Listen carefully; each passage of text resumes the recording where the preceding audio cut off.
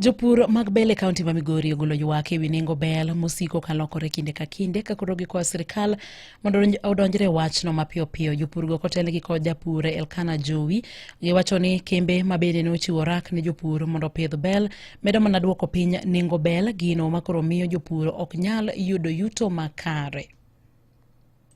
Once the sorghum is ready, you find that the price of sorghum that the farmers were told at the beginning of the season, which is 45 shillings, the price they sold at last season, immediately drops to 40. This has happened this season. So you find that the farmers were expecting 4,500 for a bag of 100 kilos, but now they are selling at 4,000 shillings. It is unfortunate that these are contracted farmers and the price should be stabilized so that the farmers can project their businesses. Wacho ni dwaro nitie mar neno ni jopur obedo kod ng'eyo e lokruok ma kamago chon kendo e sa mowinjore.